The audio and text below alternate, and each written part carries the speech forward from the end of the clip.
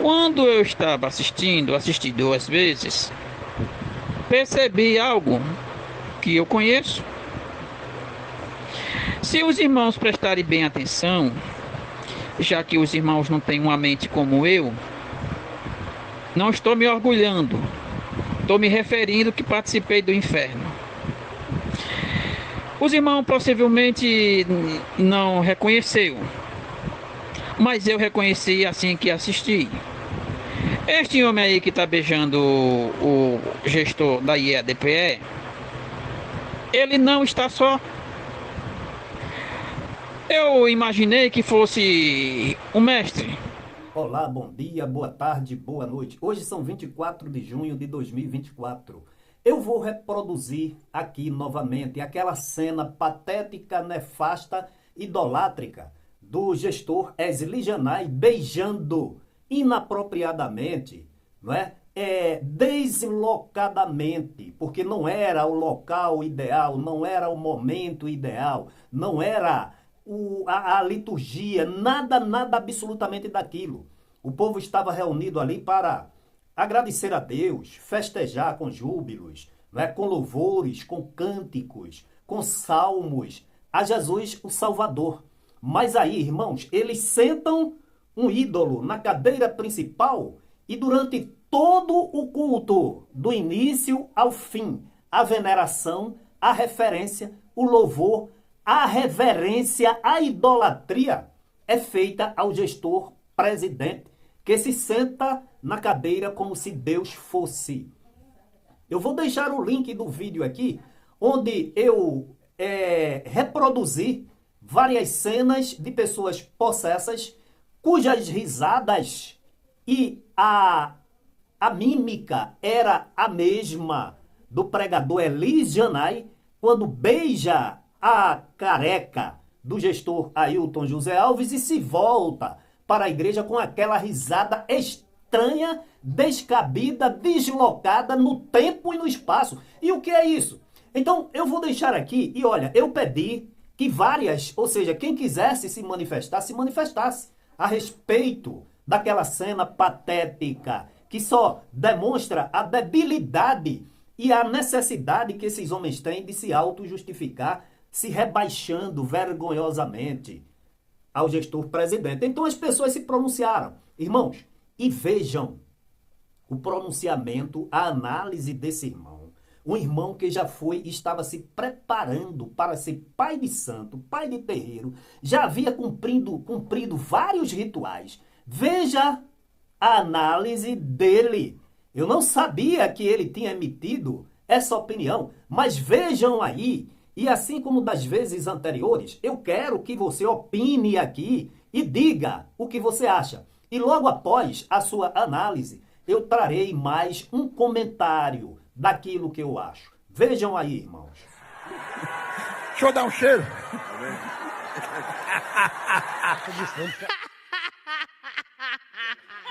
Isso. Chefe, tem mais um.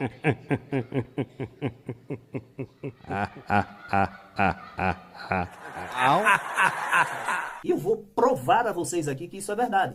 E vou adiantar dizendo o seguinte: ninguém se surpreenda, eu vou provar aqui. Se de uma hora para outra, esses elogiadores, esses bajuladores, esses que idolatram o gestor presidente, não se manifestar nele o espírito de Satanás e promover um total espetáculo quando forem lhes dado a oportunidade para entregar uma mensagem.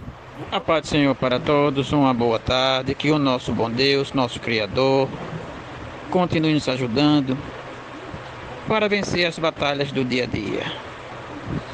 Eu assistindo o vídeo do irmão Josué, o irmão me perguntou se eu tinha o vídeo do camarada beijando a cabeça do pastor Ailton. Então eu fui assistir o vídeo do irmão Josué para fazer um corte. Quando eu estava assisti 2 vezes, percebi algo que eu conheço.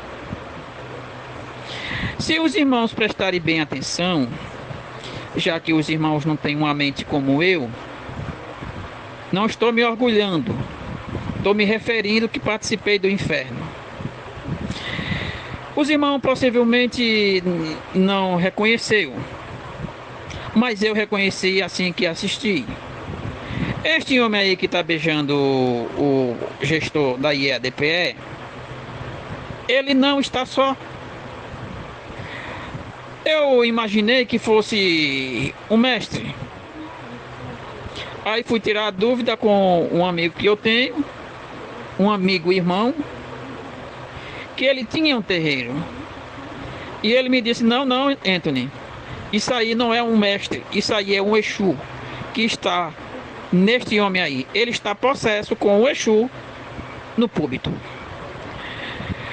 Meus amados, há uns anos atrás, eu me acordei com um sonho muito triste que vi.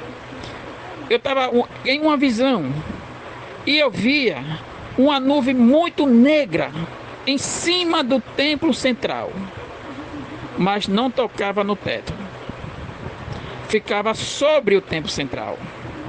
Eu imediatamente falei com o irmão Josué, acredito que ele lembra, e também falei com o irmão Silvaldo Freitas, que vi uma nuvem sobre o templo central. E isso se confirma.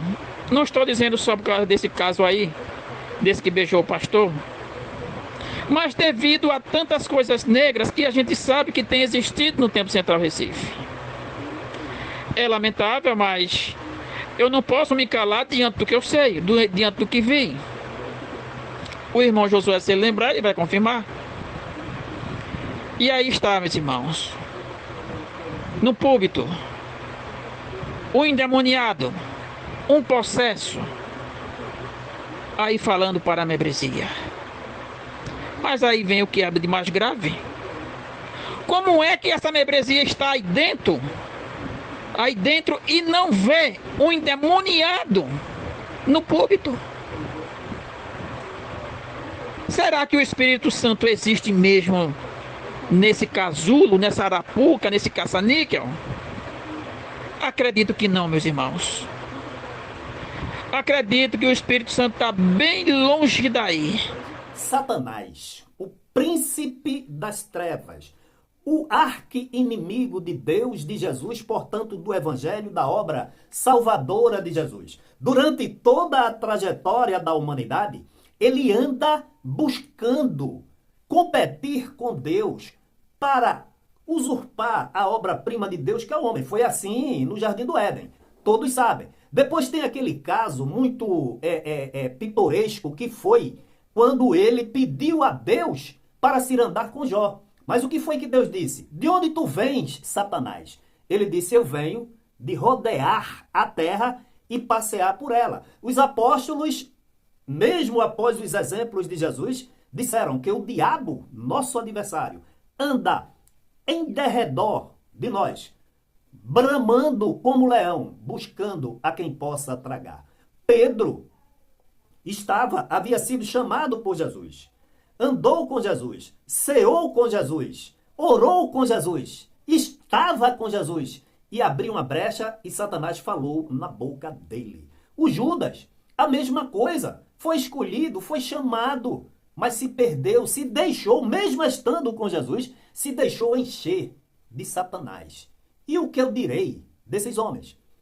Uns cultos, onde, como eu falei no vídeo anterior, que eu deixei aqui o link para vocês, a senha da permissão, para que uma das senhas, para que Satanás não usurpe, mas possua legitimamente ou o indivíduo ou o ambiente, é a idolatria. Eu não quero repetir aqui, porque a idolatria, ela é tão abominável diante de Deus que várias recomendações bíblicas é para que ninguém idolatre a outro ser. Está aí no vídeo que vocês vão assistir. Então, não se surpreenda, eu vou repetir. Se, mesmo em meio à pregação, a gritos de euforia, aquilo não significa revelação, não significa poder, não significa unção, significa carnalidade, significa teatro, porque poder de Deus é outra coisa. Razão pela qual eu afirmei aqui de maneira peremptória que aquela ação de Eli Janai, quando ele se vira dando aquela risada, foi uma risada estranha, característica de um escárnio, de um zombamento, querendo dizer o seguinte, o espírito que estava nele, olha, eu estou aqui no púlpito falando para vocês aí na presença do homem, como ele chama Deus. Então, irmãos, esta é a situação, tá certo? Mas eu insisto ainda, a Bíblia diz vigiai e orai. Irmãos, o que tem acontecido nessa igreja não é brincadeira. Mentira, idolatria, adultério, prostituição, vamos dizer assim, desvios de dinheiro, que não deixa de ser furto, não é, irmãos? Assim, do erário público, dos dízimos e as ofertas. Você acha, eu vou dizer aqui, você acha que Deus pode conviver com essa situação, tolerando? Moisés desceu do monte. Moisés, coloca, Moisés, um véu na tua face. Moisés, coloca um véu na tua face, porque ela brilha tanto que nós estamos cegos. Deus, ele habita na luz inacessível. E quem anda com Deus, anda na luz. Não pode servir, como Paulo falou, à mesa dos demônios e agradar a Deus. Tá? Então, deixe aqui a sua percepção, a sua visão, não o que você acha, mas uma análise, além de ser racional, uma análise à luz da Bíblia, à luz dos fatos que a Bíblia registra e à luz, né, dessa cena tão deplorável, que eu vou dizer, só demonstrou o quanto esse homem é débil, não tem noção do que significa estar, a postura adequada para estar diante da noiva de Jesus Cristo. Que Deus em Cristo te abençoe.